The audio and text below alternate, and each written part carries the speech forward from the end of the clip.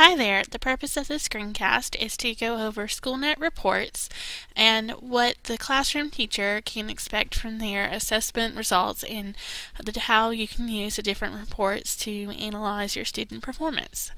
To get started, you will need to go ahead and log in to PowerSchool, and then you'll need to go ahead and click on Schoolnet. When you're at Schoolnet, you'll see your welcome page, like mine. If you go over across the top blue bar, you'll have classrooms, and underneath classrooms, what we're going to be talking about is student performance. So if you click on the student performance tab, you'll then have a section chooser. Mine's a little bit different than yours because I am an admin, so I have multiple things here to select. You should probably just have your classes and your teachers. Once you have navigated to the class that you want to check the performance on, you're going to want to make sure that this classroom test dashboard is selected. It might by default go to benchmark dashboard, and that is for a benchmark assessment from across the district. What you've been doing in your classrooms is going to be under the classroom test dashboard. So once I'm under the classroom test dashboard, I should see all of my tests for this particular section, and I can click on this little arrow next to them to get more information on this test. Okay. Now I'm going to be switching over to the view of this test. There's three different reports that we're going to be looking at: an item analysis, a skills analysis, and a standards mastery. To look at the item analysis, you can go under these benchmark reports. Either tab works on the top of this or over here. Okay, for the sake of student privacy, I have blurred out the student names.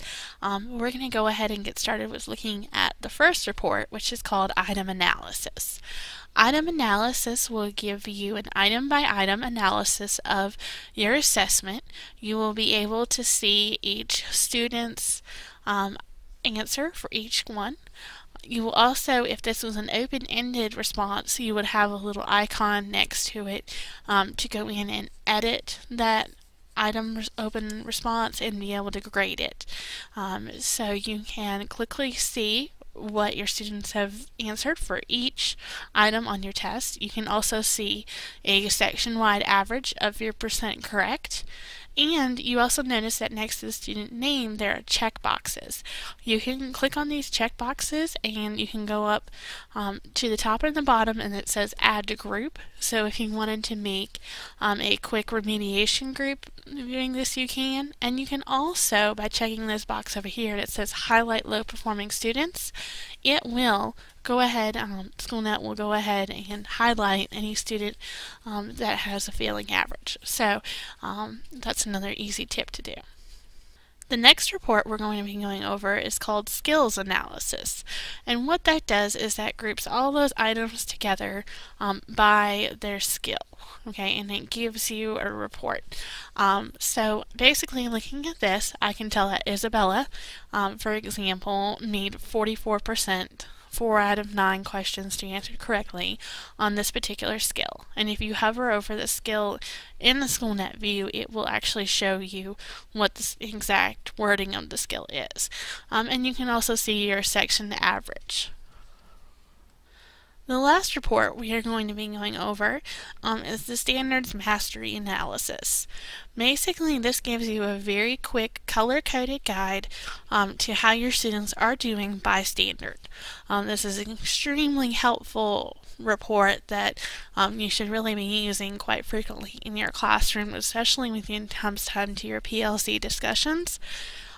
You can click on any one of these numbers here and it will bring up this detailed report that has the student mastery groupings, and basically what this does is it provides your remediation groups by standard already made for you. And all you have to do if you wanted to make your remediation groups within Schoolnet is you would check the box and then you would say add a group.